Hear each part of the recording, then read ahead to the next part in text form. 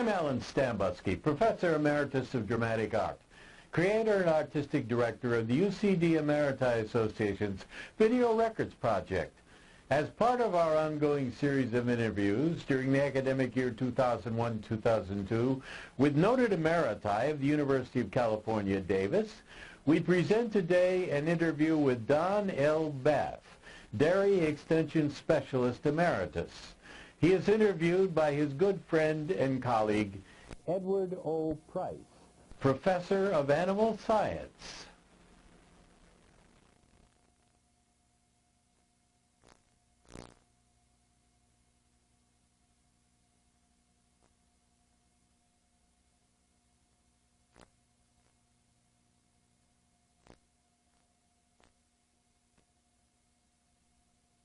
Can you tell us a little bit about your early life and how you became a dairy extension specialist? Well, it seems like it almost was ordained that I come to Davis, Ed. My father, George, was a graduate of UC Davis in 1927. He spent 2 years here at Davis. He actually had to go down to Berkeley to get his bachelor's degree, but he spent the 2 years here at Davis. And after that, many times he would come back to the campus, and I'd come along with him as a little boy, sometimes to watch football games, sometimes to visit with old friends that he had. One of his best old friends was Elmer Hughes, who was the chairman of the Animal Husbandry Department at that time. And Elmer had been one of my dad's professors, and they became very good friends. So many times we'd come back to Davis, and I'd visit with Elmer, and later after Elmer died, his wife Beulah was still here in town, and we'd go by and visit with her and many of the old people who used to go to Davis.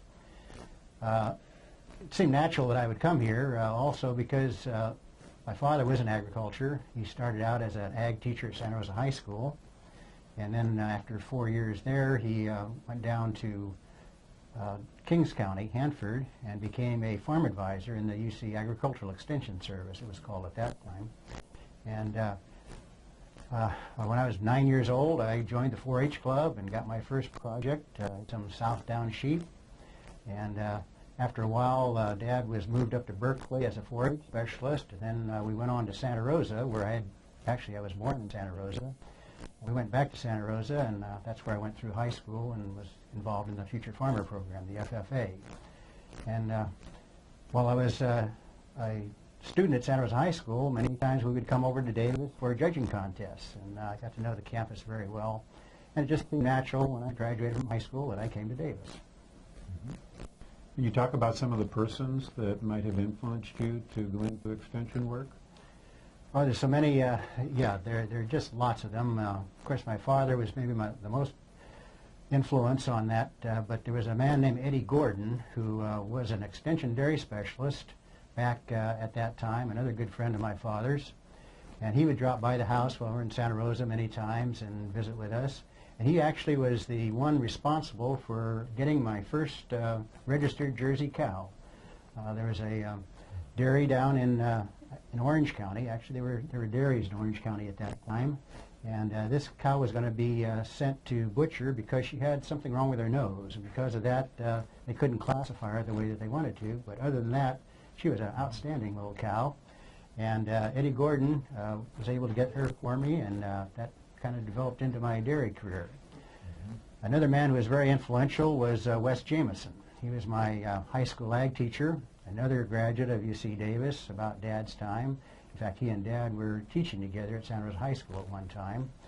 And Wes Jameson was a very loyal person towards UC Davis, and he was my judging team coach in livestock and dairy cattle judging. And he was very influential in getting me headed in the right direction over here to Davis. Some other people then along the way, Bill Weir, who still is living. He was a professor here at Davis, one of the first professors that I met. He was in charge of the sheep program at that time, and he did quite a bit of livestock judging, particularly sheep judging. And when I was in high school at Santa Rosa, he would sometimes judge the Sonoma County Fair at Santa Rosa, and he kind of looked out for me and made sure that I had my sights right and would come to UC Davis when the time was here. and actually helped me get some scholarships while I was going to school here.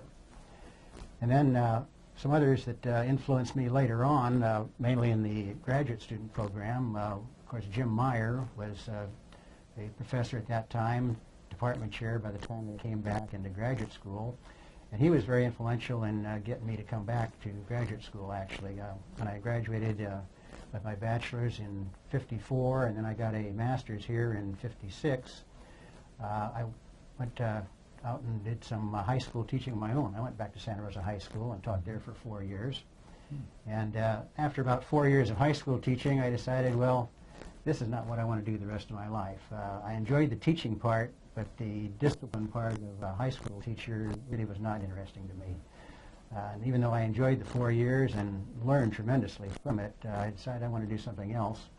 And Jim Meyer happened to come by my father's house one day after an extension program in Sonoma County. And I met Jim, was very impressed, and decided, hey, I would like to work with this guy in graduate school. So after 4 years at Santa Rosa High School, I quit my job, came back to graduate school, and Jim was one of my major professors.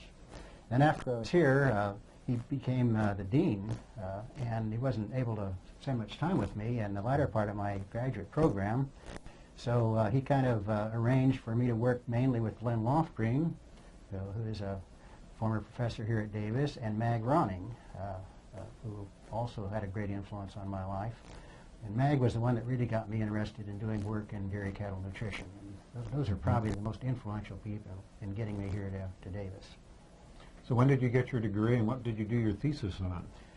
I got my PhD here in, it actually was conveyed in February or January, I think, of '64, but I finished work on it in September of '63, and immediately then went on the staff here as an extension dairy specialist. My thesis project was on energy metabolism. This was an idea that Jim Meyer had when I first came back. He'd been very involved in energy metabolism work, and mainly with beef cattle. And he was interested in seeing if the new net energy system that he and Glenn Lofgren and Bill Garrett and others had worked on for many years for the beef cattle, growing beef cattle, would be applicable to dairy cattle. Mm-hmm. So my project was to run some energy nutrition trials with both beef cattle and dairy cattle and compare the energy requirements and the energy values of various feedstuffs for these different types of ruminant animals. So what kind of things did you do as a dairy extension specialist? Well, dairy extension specialist, let me go back and say what it was in '63 when I started, and I think it's probably quite different now. But at that time, when you went into extension here in California, the specialist's main job at that time, was impressed on us always, was to help the farm advisors in their county programs, the dairy farm advisors. At that time, we had lots and lots of dairy farm advisors. Practically every major county in the state had a dairy farm advisor, if not full-time, at least working part-time, because there were dairy cattle almost everywhere in California. In fact, Los Angeles County and Orange County, which have no dairies at all now, were major dairy counties back in the '60s. And it was our job as specialists to get out and work with these farm advisors in their educational programs, to keep them up to date on the newest research, to try to encourage them to put on educational programs. And as time went by, it became more and more important for them to get involved in what we called adaptive type of research, also on-farm type of research. I don't know what the current terminology is of it now, but it's very applied. It's really adapting or implementing known principles at the research level and try to get them working at the farm level. And there were many field trials that were conducted through the years, and that was another part of my job, to work with the farm advisors who in many cases did not have a background in research. We helped them both in the design of the on-farm trials and the analysis of them, because many of them were not very proficient in statistics, and in the writing up of the results. And this was probably the second most important part of the job at that time. And then the third part, main part of the job, was really communicating directly with the general public. And in the early years, I can remember, I can't remember the exact number now, but I added up the number of meetings that I spoke at in the first few years on the job.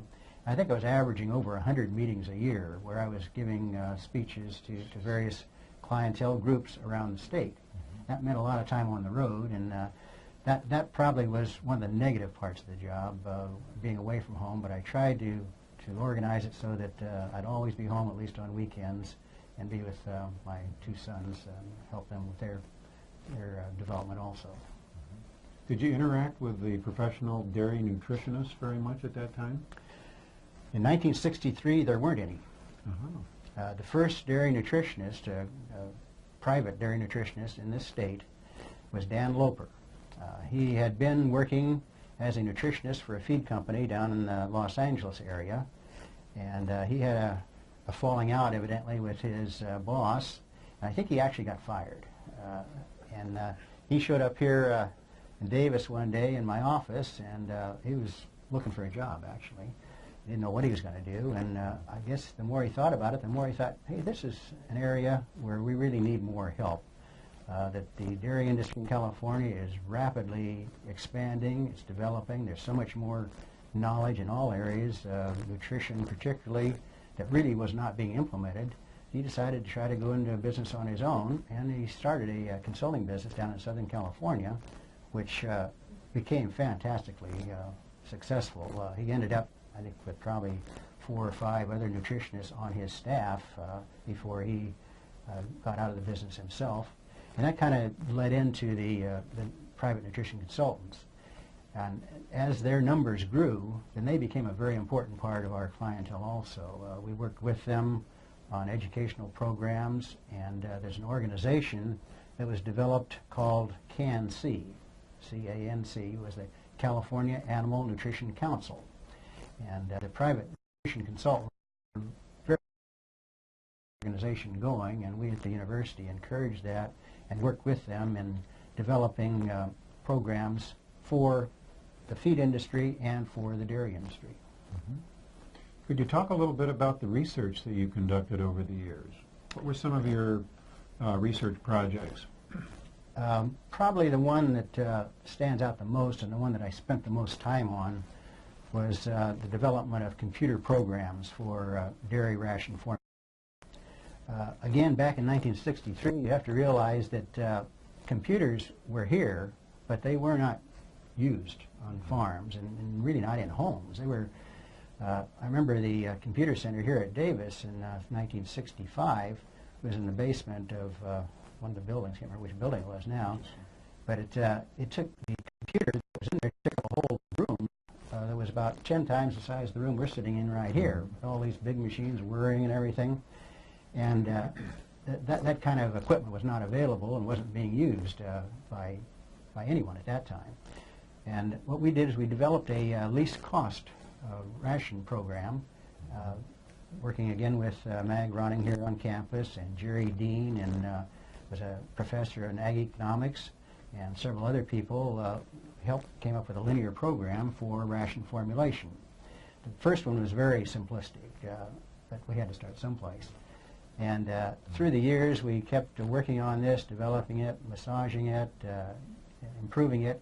And by the late 1980s, we had developed a program which is called PC Dairy, which probably was the most used dairy ration program that I know of anyway in the United States. We modified it so it can be used now on these little laptop computers. Almost anybody can have it. And when I retired, there was probably 100 or so dairies in California that had the program themselves. Many of the nutrition consultants were using it. We had about 30 dairymen in about 30 different states in the United States were using the program. And I think there was about 12 foreign countries where the program had been adapted. So that probably was the adaptive type of research program that I spent the most time with, because it implemented so many different things, not only the nutrition, but also the feeding management, how you would get the right amount of food to the cows. It's easy to calculate the proper ration on a computer, but getting it to the cow in the right amount on these large dairies where you might have 300, 400, 500, sometimes 1,000 cows on a dairy, it's a major problem, and we're able to implement or to adapt the program to manage the feeding program as well as the formulation. Another project that spent a lot of time with over the years, and with help from others in a different discipline, really, was the alfalfa hay quality program. This is another program that started before I ever came to Davis. Again, Jim Meyer, one of my old professors, Glenn Lofgren, Bill Garrett, many of these people had worked on a forage quality program, and in California, forage practically means alfalfa because that's by far the most important forage in California. And they had developed a forage testing program that was quite successful. And through the years, in collaboration with a co-worker named Vern Marble, who is an extension specialist in agronomy, we put together or continued to improve the alfalfa testing program and make it more adaptable to the alfalfa industry and useful to both the alfalfa growers and to the dairymen and other livestock men that were purchasing the hay. Vern and I many times had friendly arguments about how this should be done, because Vern, working with the alfalfa growers, naturally wanted them to have the advantage of any hay testing program that we might have. Whereas my loyalties were with the dairy industry, and I thought, well, you know, if we're using this program to improve the quality, that the dairymen should benefit from the quality of this program. So you made a good pair. It was a good collaboration, and Vern and I became very good friends through the years through this program, and actually had several publications come out as a result of it. Another program or research project that well, I should maybe tell you that some of them didn't turn out too well either.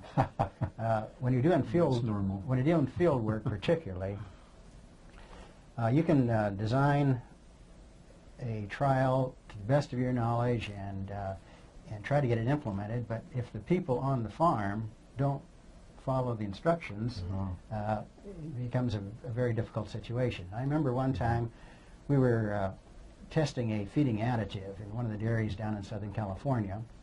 And after several months into the trial, I went down, it was in Riverside County actually, at the Loma Linda University. And they had a dairy herd there we're using as an experimental herd. And the farm advisor, Cheryl Bishop, and I went out to the dairy to see how things were going. And lo and behold, we found out that the manager of the dairy was all in favor of this. And he had said, go ahead, let's do this. And they divided the herd up so we could have a control group and everything.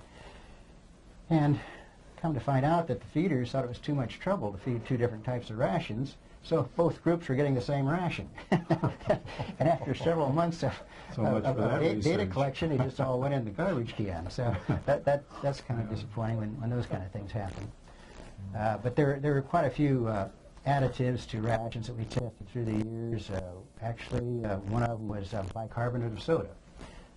These cattle that are fed high levels of concentrates like barley and corn and other grain sometimes develop a very acidic rumen, and the researchers had tested adding bicarbonate of soda to the rations of dairy cows, kind of like Alka-Seltzer, you know, to see if that might help with this acidity and result in a higher level of milk production or a higher level of butterfat in the milk or whatever.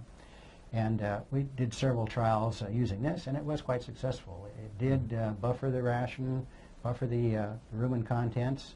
The cows didn't produce any more milk, but they did produce a higher level of milk fat, which was of benefit to the dairymen because the milk price is based on the fat content. So those are some of the types of field trials that we conducted through the years. How about BST? Did you get involved in BST? Oh, that's right. I forgot BST. That was the last field trial I was involved in, actually. BST, bovine somatotropin, or some people call it growth hormone, very controversial at the time. There was a lot of people who were very much against doing any testing or any implementation of the basic research that had been done on BST. We did conduct trials in 3 different dairy herds in California, large dairy herds, and these, they were very well controlled because we were right on top of them all the time. We knew we had to be because this was such a controversial subject. In each of the herds there was a very significant increase in milk production of the cows.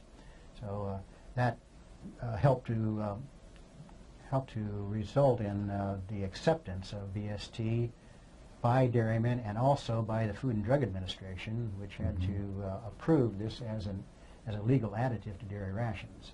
But yet I still see on cartons of dairy, no BST was used in the production of this milk. Yes. So what? Well, there are still a lot of people, people that are very sincere in their beliefs about anything that might affect the environment or affect the natural, anything that's natural. And they contend that giving BST to cows, it's not actually a feed additive, it's injected into the cows. And this is another thing that they object to, that's an injection. That this is an unnatural situation, that it is not good for the cow, and it may result in more BST in the milk, and this milk may be drunk by babies, and it may affect them because of higher growth hormone levels in the milk. But all the research that's been done has shown this to be negative. You can actually inject bovine somatotropin into a human, which they did, hoping to improve the growth of dwarfs, and had no effect whatsoever. And if you feed it to them, if you drink the milk that has it in it, it's degraded anyway by the intestinal enzymes in a human being, so it really has no effect there. But there's still this fear that maybe, that something might be wrong, and some milk processors have almost required the dairymen who ship milk to this creamery for processing. They have to guarantee that they don't use BST or they won't accept their milk. And the dairymen do this because they don't want to lose their market. Yeah.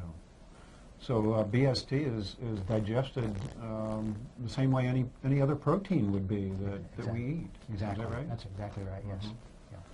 Okay. Now I know that most extension specialists don't get involved in teaching very much, but were you involved in any guest lecturing on campus? Yes, I did quite a few guest lectures in various nutrition courses on campus, but more than that, for about 12 years I was involved as a lecturer, had a lecturer's title actually, in the School of Veterinary Medicine. In the School of Veterinary Medicine, they have a track for what they call food animal medicine. They're students who are interested in going into practices not with cats and dogs and birds and these kind of things, but farm animals. And they found that many of the veterinarians that were coming out of the vet school were not very well trained in nutrition. That was not really the emphasis in vet school. They're mainly trained in medical procedures, surgery, and those kind of things. But they were finding that particularly these students that were going out into food animal medicine were involved almost as much in nutrition as they were in medical things when they got on the farm, because so many things are interrelated, nutrition and medical problems. So the dean of the associate dean of the vet school, Benny Osborne, arranged for me to have a lecturer's title, and I taught a course for these students in food animal medicine for about 12 years, a 2-unit course on applied dairy cattle nutrition, which was very enjoyable. I enjoyed interacting with the students, and I think that it really was useful to them. And I've met some of these veterinarians that have taken the course years afterwards, and they're doing a very good job. It's very pleasing to see that. Now I know, Don, that you were involved in quite a lot of professional society work. You want to describe that a bit? Yes.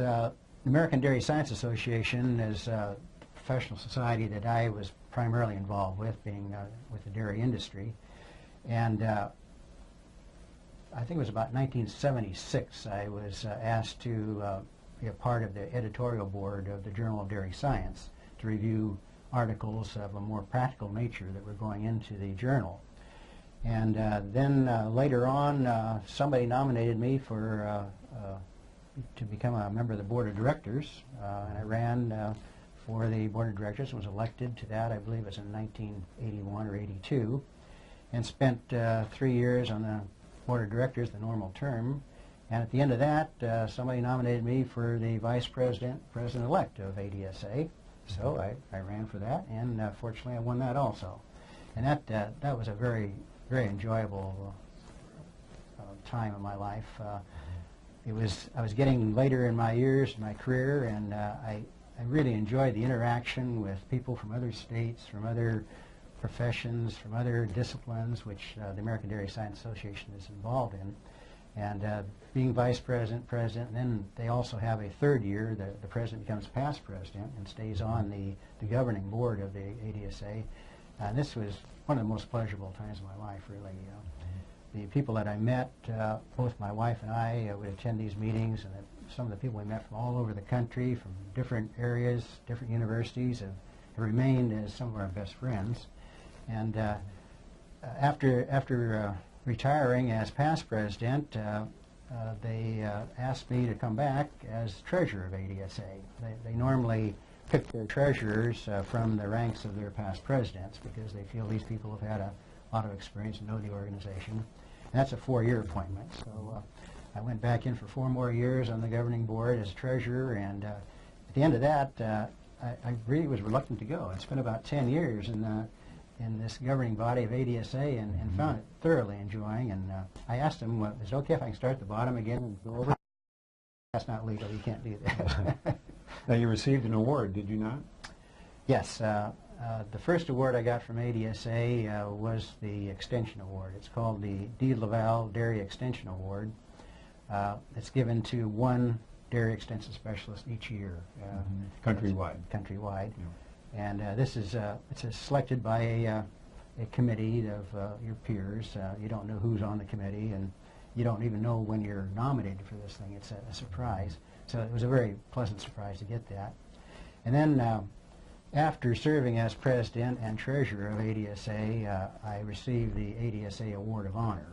This is the highest award ADSA gives each year to one member who has served the association for a long time and not let it go broke or anything. What an honor. Yeah. How about other service work, like with CAST? Yes. After I retired, the American Dairy Science Association asked me to become their representative to CAST. And CAST is the Council for Agricultural Science and Technology, and it's a consortium of, I think there's about 40 different professional societies now that are involved in this. And each of these societies nominates a person to become a member of the board of directors of CAST. And I was nominated by ADSA and served on the board of directors and on the executive committee of CAST for 4 years, which was a very interesting duty also because in CAST you have every type of agricultural organization involved. It's not just animal science or plant science. It's just everything is in there, and it's really interesting to interact with all these people from different backgrounds with different ideas on how things should be done. What's the major role of CAST? The major role, when it was in its inception anyway, was to develop publications that could be used by industry, but even more so by people who were in the business of making public policy. Public policy makers is their main audience. And in recent years, they've gotten even more involved and are very active in working in Washington, D.C. with congressional aides and with the staffers to try to provide them with factual scientific information on all these bills that come before Congress. They are not a lobbying organization. They're prohibited from lobbying. They're an educational organization, but they work much like lobbyists because what they're doing is working with the people who are providing the information to the senators, to the Congress, to the executive committee, to the executive branch, I should say, on all different topics that might affect agriculture, from scientific problems like BST would be one of them, to funding, to trying to increase the funding for agricultural research. And they've been very successful in accomplishing this over the years. Well, it sounds like a very important and influential committee. Yes, yes. You mentioned before that extension work has changed a bit since you started being an extension specialist. Could you talk a little bit more about that? What is the current role of the extension specialist, and how does that differ from when you started in your career?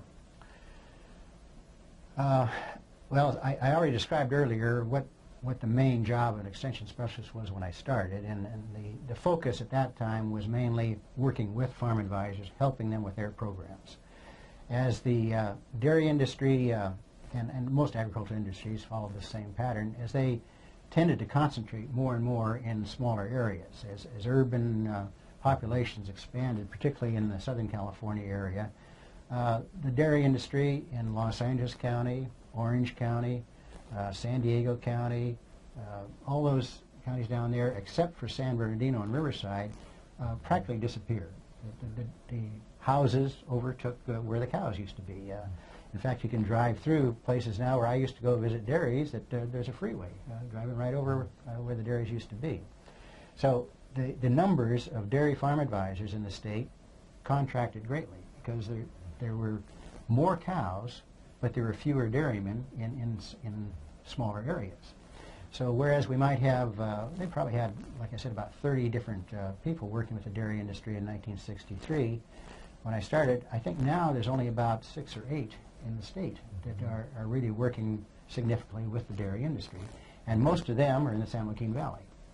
And it makes sense because most of the dairy cows are now in the San Joaquin Valley. There are still some in the North Coast, Sonoma County, there's some in Marin County, and some in the Sacramento Valley, and Riverside and San Bernardino County still have significant numbers, but by far the greatest concentration is in the San Joaquin Valley. So you work differently when you have fewer numbers to work with. There are fewer extension specialists working with the dairy industry now, too. When I started, there were 4 extension specialists working with dairy. Right now, I don't think you can find one specialist that is primarily working in dairy in the animal science department. They work across the board with all the different species, and they don't have the terminology, they don't have the title of extension dairy specialist. They might have the title of extension waste management specialist, like Deanne Meyer, who works with all the different livestock species. Well, she works with dairy, but she's not a dairy specialist. You have Steve Berry, who came as an extension dairy specialist, but I don't even know what his title is now. It's not that. It's been changed through the years. He works primarily with foot and feet problems. Right. And my replacement,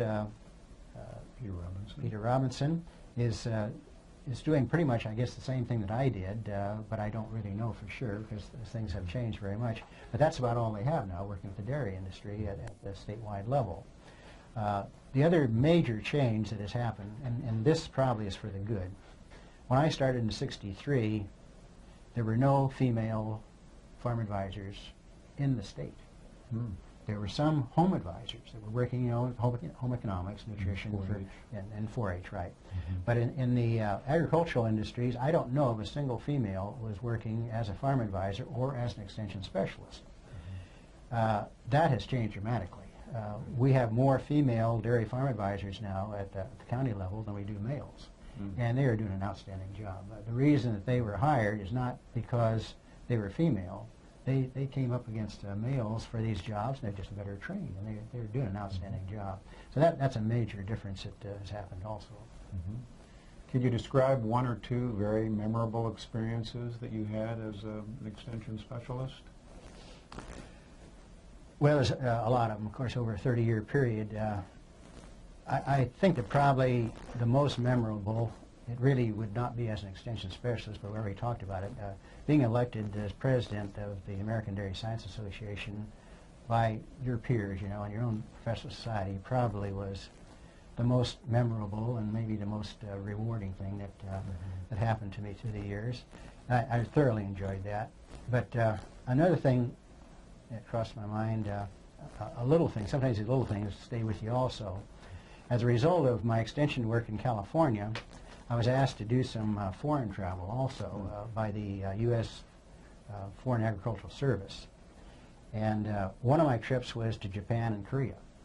And on this one, I was able to take my wife along also, my wife Gloria. And that was probably the most memorable trip I've ever had, particularly in Japan. My wife has very light blonde, now grayish hair, you know.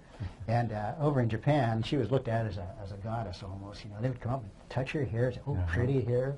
And we had a series of meetings in Japan, starting in the northern part of Japan and ending up down in the south at Hakata.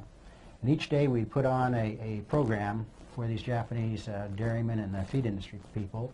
We'd get done with that meeting, a 3 or 4 hour meeting. I'd talk for a couple hours, and then the interpreter would take another couple hours doing this. So it'd be about a 4-hour meeting by the time we got done. Right after the meeting, we'd get on the bullet train and we'd go for several hours to the next place and check into a hotel. We had beautiful accommodations for us. We were just treated like royalty over there. Do the same thing. Did that for 5 days in a row. When we got down to the bottom of Japan, then they put us on a plane and went over to Korea and put on some meetings over there in Korea. And this memorable moment, the small one I was mentioning to you, came in Korea. And I gave a talk to some students at Seoul University who were in the animal science, dairy science program. At the end of the program, I was standing around talking with people, and one of the students came up to me, and he had this book in his hand. And he didn't speak very good English, but he said, "Dr. Bath, would you autograph this book for me, please?" And I was kind of taken aback, you know. I'd never been asked that before. And here he had a copy of the textbook that I was a co-author of. And this had been one of the books that he was learning about dairy cattle production, and he wanted my autograph. And that was very memorable. Meant a lot to him. It sure did, yeah. Yeah. How has dairying changed in California over the last 10, 20, 30 years? Well, the major change has been what we talked about, the encroachment of urban population on former dairy areas. And as a result of that, many dairies and dairymen went out of business. They'd sell their land, sell their cows, and go do something else, you know, or retire. The dairymen who stayed in business would buy the cows and tend to get larger, and they would expand their operations. So back in the 50s, I think the average herd size in California was about 50 cows. That was typical herd size in California. I don't know what it is today, but when I retired in the early 90s, the average herd size was about 800 cows. So it had more than 10 times as big over that 30-year period. And when you have a concentration of animals like that, that leads to all kinds of economies of scale, but also leads to all kinds of other problems that come along with it. And the biggest problem, of course, is waste management. What do you do with all the manure from 1,000 cows? You know, that's a lot of manure to get rid of every day. And particularly when you have these cows concentrated in small areas, you maybe don't have enough land to use the manure as fertilizer.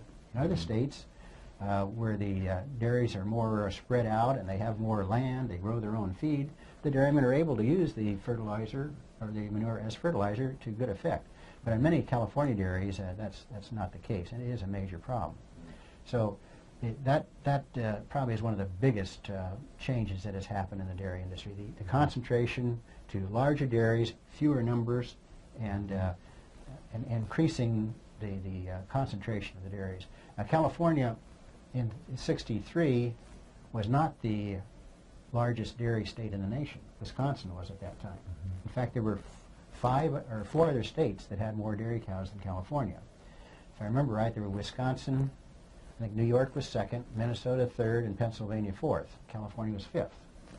By the 80s, California had passed all of them and produced more milk than any other state in the nation, including Wisconsin, which was a great chagrin to my friends in Wisconsin, who still like to be called the dairy state, you know. But actually, we produce a lot more milk than Wisconsin, and we've gotten into the manufacture of cheese. About half of the milk produced in California is now used for cheese production rather than just for fluid milk. And back in the 50s, almost all of our milk went for fluid milk. That's all. And we imported the cheese from places like Wisconsin and Minnesota and other places. So the industry has changed dramatically as a result of this concentration and the availability of other products coming from milk. How about the Got Milk campaign? Has that been a successful campaign, and how has it influenced the dairy industry? Yes, that's been very successful. In fact, that's something I've neglected to mention. for about 10 years, I was the representative for the Davis campus to the California Milk Advisory Board. And the Milk Advisory Board, they assess all the dairymen in the state for each 100 pounds of milk they produce. I don't know what it is, but they get a certain amount of dollars from every dairyman that goes into this what's supposed to be a research and promotion program. Well, at the time I started working with Milk Advisory Board, I would say probably 99% of all the milk that was, or all the milk money that was being brought into the Milk Advisory Board through these assessments was going to advertising programs for promotion. And working with them, we were able to get some of this money diverted to research on dairy cattle, all kinds of dairy cattle problems, both in the medical and in the animal science area. But the Got Milk program is this other part of their program, development of knowledge and promotion of the consumption of milk. And from what I know, anyway, and I'm not involved in it anymore, but it has been a very successful program, and as you probably know, it's been imitated by other commodities because it has made such an impression on the population. Yeah. And I understand the dairy industry is marketing their milk products in different ways now than they used to. Oh, definitely, yes. I'm not completely up to date on that anymore because it's been a long time since I worked with them, but as you go into the supermarket now, and there's so many different types of dairy products available. If you look at all the cheeses available, and the sour cream, and the butter, of course, and everything else that's in there, they've done a very good job of marketing the milk products. Well, what do you think are the most critical problems for dairying in the future here in California? You've already mentioned waste management, environmental concerns. Do you want to expand on that a bit? I think that probably still remains as the #1 problem for the dairy industry, and it's not going to go away. It's something that they'll just have to manage because when you have so many cows, there's going to be a lot of manure, and where there's manure, there's flies, and where there's manure, there's odor, and the people in California are not going to stop building homes, and they keep building farther and farther out into agricultural areas, and the flies and the odor and so on are always going to be problems for dairymen no matter where they are. Because where people want to put homes, in many cases, is still the best farmland. So they can't just go out into a desert and put their dairies because they can't grow the feed there and there's no water there. So it's going to be a continuing problem that has to be managed. Another problem on the dairy farms, particularly as you get into larger herds, are fertility problems. The ability to get a cow pregnant is probably the single most difficult thing in these large herds, just from the standpoint of management. I don't know, maybe all your viewers don't know, but a dairy cow does not produce any milk until she has a calf. And in order to have a calf, she has to get pregnant. And most of the cows get pregnant by artificial insemination now. We've kind of eliminated the instincts of the bull to know when the proper time for insemination is, and that isn't always easy to do. So on a farm, the timing of artificial insemination and maintaining a rate of pregnancy that is good in the dairy herd for the maintenance of one calf a year, so you can have a cow producing about 10 months out of each year, is a very difficult problem on dairy herds. And then in the larger herds also, as I mentioned earlier, the feeding management is a very difficult thing because you got so many cows, and if you feed them all the same ration, you're going to have some cows that are going to be getting too much because they're producing just small amounts of milk and they don't really need very much feed. And the ones that are your best producers, the high-producing cows, will not be fed enough, and in both cases you lose then because you're wasting feed on these low producers and you're not giving enough to your high producers. And the high producers, if they're not fed right, will produce less. So you lose both ways. So these kind of feeding problems are things on the large dairies that will continue to be plaguing the industry. And I'm sure that people who are working in things, as I was many years ago, are still working on this management of the feeding program as a typical problem. We mentioned the cow numbers here in California have increased in recent years. How about milk production per cow? Dramatic increases. I hate to quote numbers here because I don't know exactly what they are now, but in 1963, if I remember right, the average milk production per cow in California was, I believe, less than 10,000 pounds of milk per year. I think it was down in 8 or 9, but I don't remember the number exactly. In the early 90s, I don't know what it is right today, I haven't seen the numbers, but in the early 90s that had increased to over 20,000 pounds of milk per cow, more than doubled in that period of time. So the amount per cow has just been fantastic. And this is a result of many different things. A lot of researchers, a lot of people in many different areas can take part of the credit for this. First of all, genetics. I mean, obviously, the genetics has a lot to do with how much a cow can produce.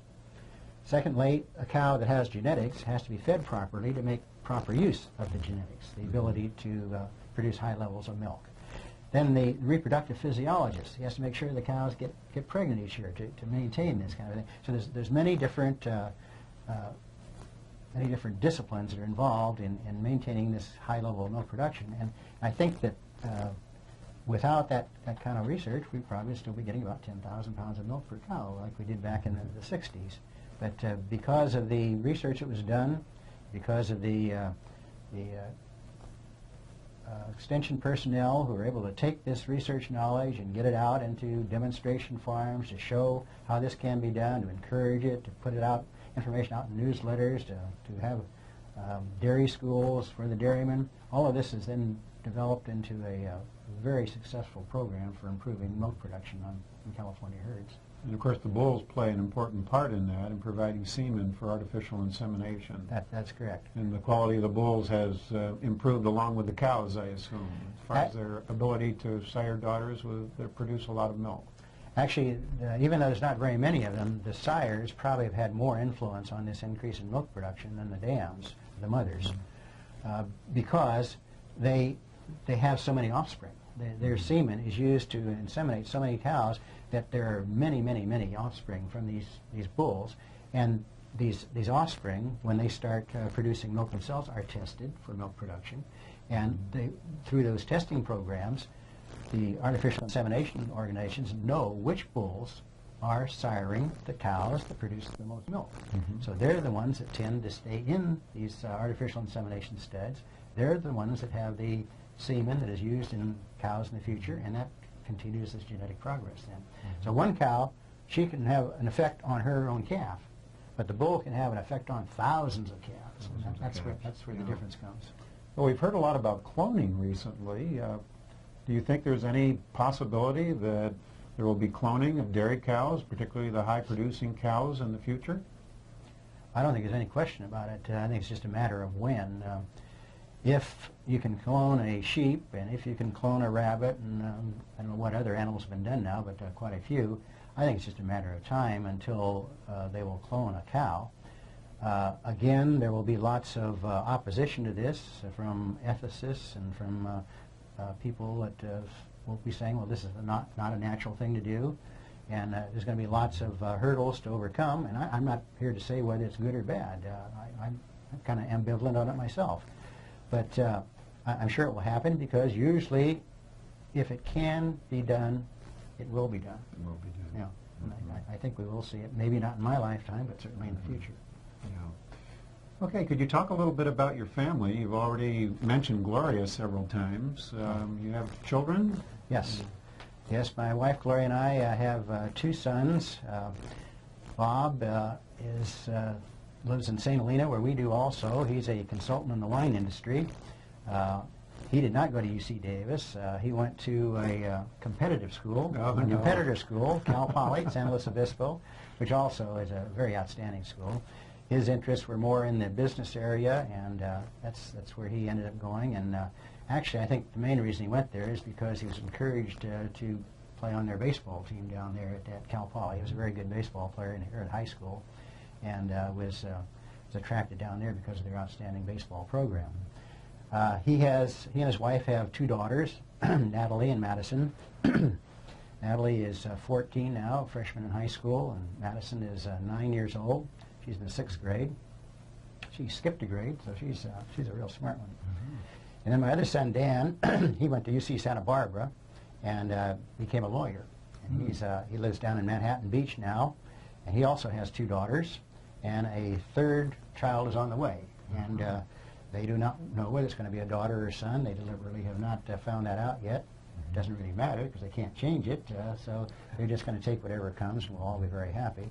And their daughters, Danielle and Michelle, are in the Manhattan Beach area, and we enjoy thoroughly visiting with them down there as well as with our granddaughters in St. Helena. And I might add that I'm very happy with the career I've had. It's been very enjoyable. I wouldn't give it up for anything. But also a career, sometimes it has to come to an end eventually. And it's nice when it does that you have a family like I do to work with. There's nothing like a granddaughter coming up and giving you a hug, you know. You bet. And, it's something that I'm very happy with, the way that our lives have turned out. Okay, well, could you talk a little bit about what you are doing with your time now that you're retired?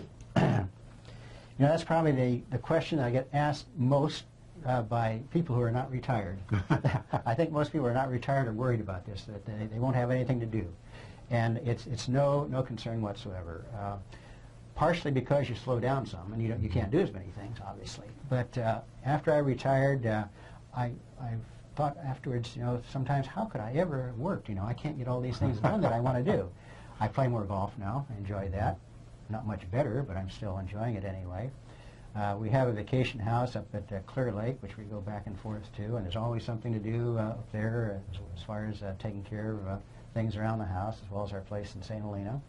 Our 4 granddaughters are a constant source of joy.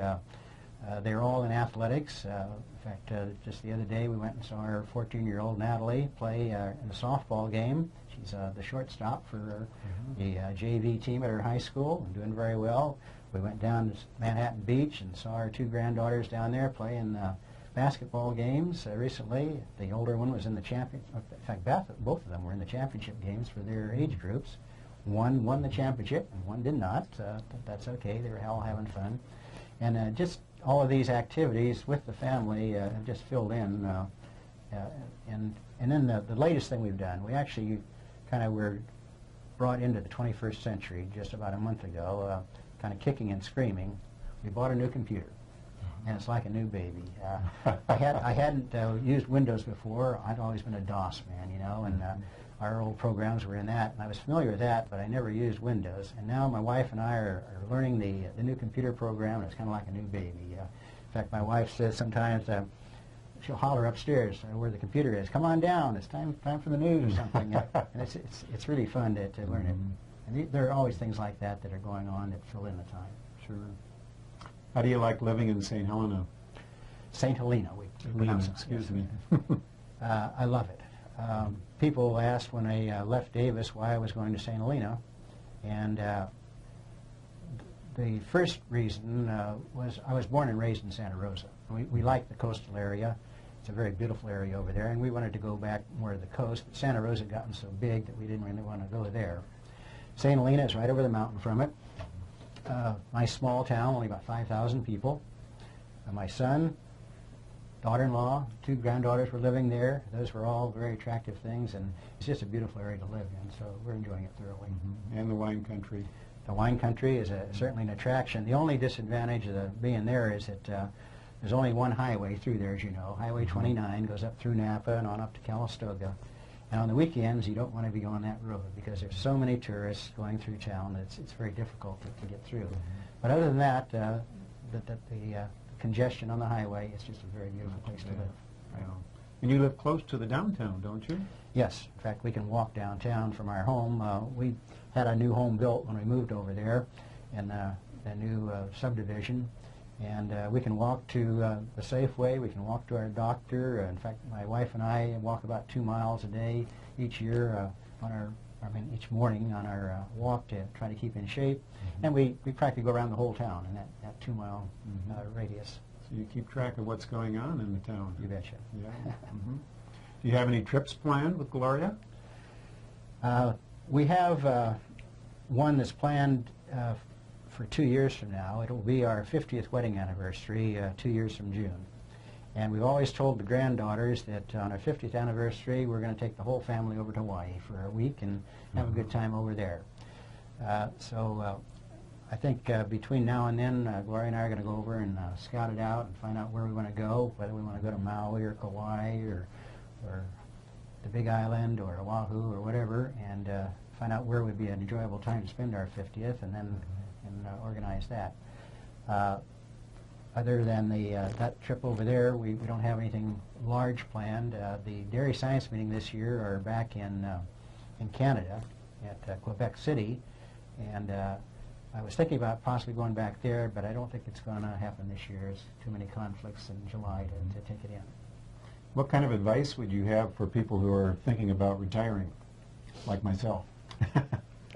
I would say do it.